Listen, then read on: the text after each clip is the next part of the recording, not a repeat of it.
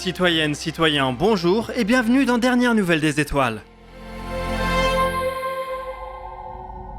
En ce moment, se tient à Paris l'IAC, un congrès annuel qui sert un peu de grande messe mondiale du spatial.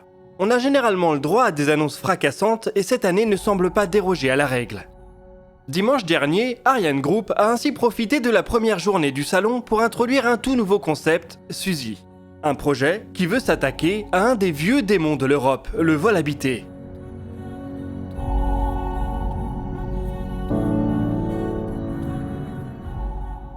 Aujourd'hui, pour envoyer des humains dans l'espace, il n'y a que 3 solutions. Le vaisseau Crew Dragon de SpaceX côté américain, le Soyuz russe et le Shenzhou chinois.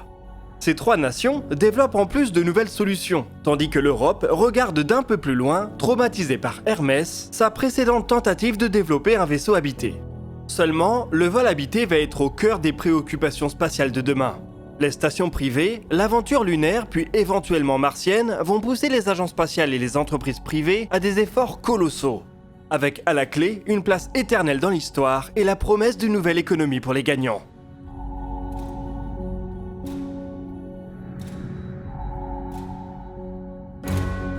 Chez Ariane Group, on en a donc peut-être un peu marre du statut de simple spectateur. Surtout lorsqu'on est une des plus grandes entreprises spatiales du monde.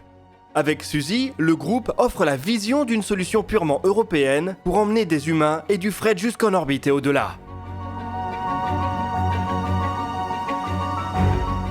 La présentation de dimanche nous a laissé entrevoir un véhicule qui pourrait prendre la place d'une coiffe d'Ariane 6. La première chose qui étonne, ce sont ses dimensions. Avec 12 mètres de long et 5 mètres de diamètre, c'est un véhicule considérablement plus volumineux qu'une Crew Dragon ou qu'un vaisseau Orion. On est un peu dans une taille et une forme hybride entre ces derniers et un Starship. Suzy rentrerait en effet dans l'atmosphère à la manière d'un corps portant, avec un atterrissage final à l'horizontale. En termes de capacité, on viserait jusqu'à 7 tonnes de charge utile en orbite basse, ce qui pourrait aussi comporter jusqu'à 5 astronautes. L'Europe s'ouvrirait ainsi des possibilités côté station spatiale, voire pour aller faire un tour du côté de la Lune, grâce à des modules supplémentaires. La réutilisation serait bien sûr de mise pour abaisser les coûts.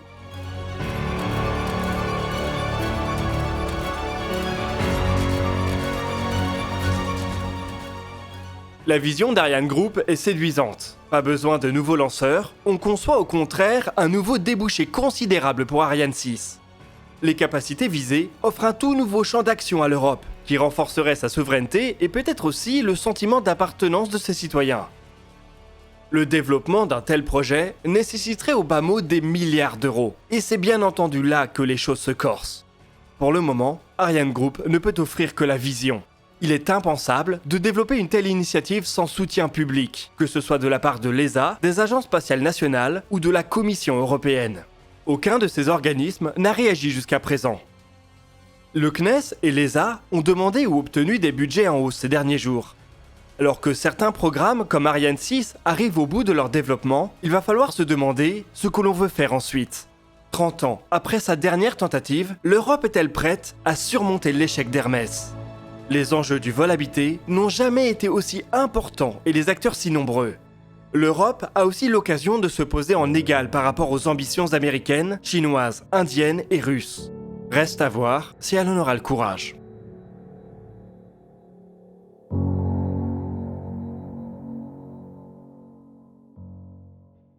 Il n'y a pas qu'Ariane Group qui avance ses pions dans le spatial européen.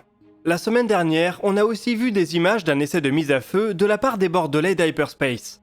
Un prototype de leur moteur hybride a été allumé et réallumé avec succès. Les quelques images qui ont été partagées permettent de constater qu'une tuyère Aerospike a été utilisée, ce qui promet des choses intéressantes pour la suite.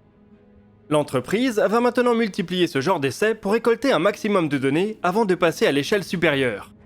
Le prototype suivant, du nom de Terminator, aura en effet les dimensions approximatives d'un premier étage de micro-lanceur. On est encore loin d'une fusée opérationnelle, mais on a l'occasion d'assister ici au développement de quelque chose de complètement nouveau par rapport aux solutions actuelles. De manière plus générale, le développement de lanceurs à toutes les échelles et sur tous les continents continue à un rythme effréné. Citons rapidement aux États-Unis Firefly Aerospace, qui devrait procéder à une nouvelle tentative avec sa fusée Alpha dans les jours qui viennent. Ou en Chine, l'Académie de Shanghai, qui s'est attaquée au développement d'une famille de lanceurs réutilisables au méthane, dont le plus grand pourrait flirter avec les 100 tonnes de charge utile en orbite basse. Il reste difficile de déterminer lesquels de ces projets iront au bout et à quelles échéances. Mais en tout cas, les mordus de propulsion spatiale n'ont pas l'occasion de s'ennuyer.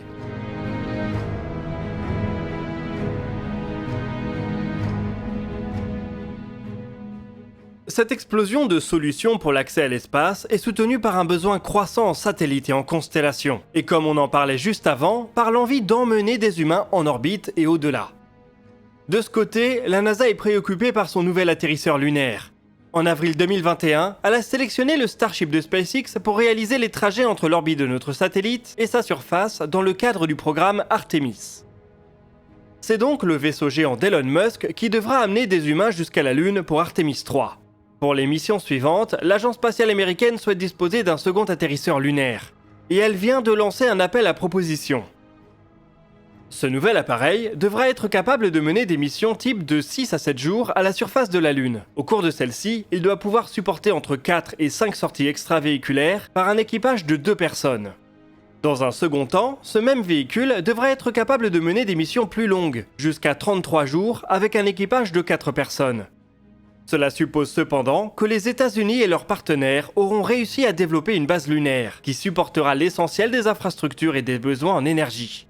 Une mission de plus d'1 mois nécessite de survivre aux terribles nuits lunaires, qui durent 2 semaines et peuvent voir la température chuter jusqu'à moins 180 degrés Celsius.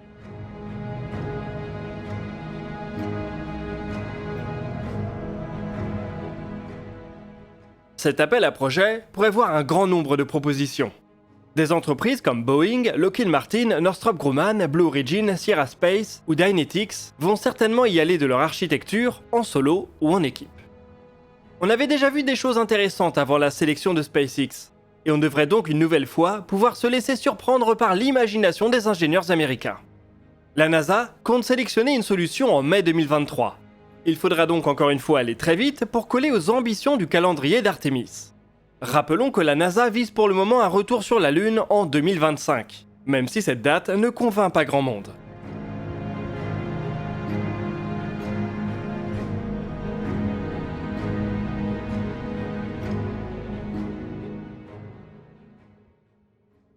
Un des autres grands projets de l'Agence spatiale américaine pour cette décennie est le retour d'échantillons martiens. Par le biais d'une collaboration avec l'ESA, l'Agence spatiale européenne, elle espère ramener les quelques tubes de roches et de poussière que le rover Perseverance est en train de collecter. Cela va prendre encore quelques années au moins, mais cette entreprise pourrait déboucher sur des découvertes de taille.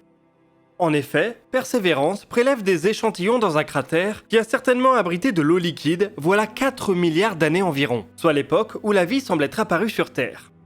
Un procédé similaire a-t-il pu avoir lieu sur la planète rouge ? La réponse se trouve peut-être dans un des échantillons du rover.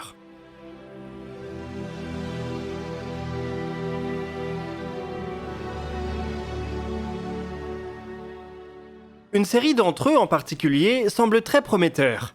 Le 15 septembre, l'équipe de la mission a annoncé avoir découvert des rochers présentant une concentration élevée en composés organiques.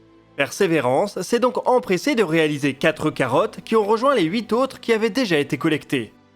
Rappelons déjà que la chimie organique désigne la chimie du carbone. Le rover n'a donc pas identifié de traces directes du vivant. Mais comme la chimie du carbone est effectivement à la base des briques fondamentales de la vie, tout espoir reste permis.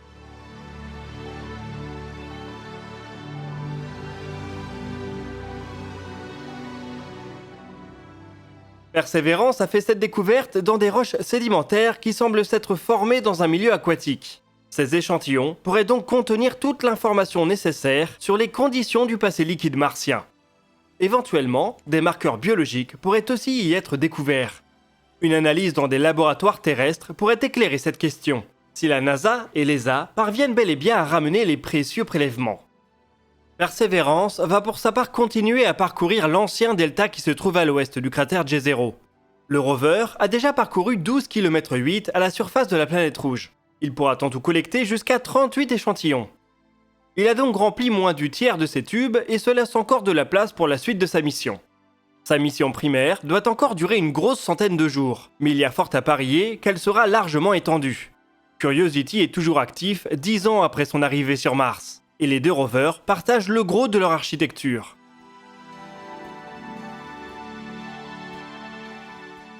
Même Ingenuity, le petit drone, est bien plus résistant qu'attendu. Pour mettre à bien le projet de retour d'échantillons, il faudra pourtant que la NASA se décide à fixer Perseverance sur un emplacement, le temps de transmettre sa précieuse cargaison. Rien n'interdit cependant qu'ensuite le rover poursuive son exploration de Mars.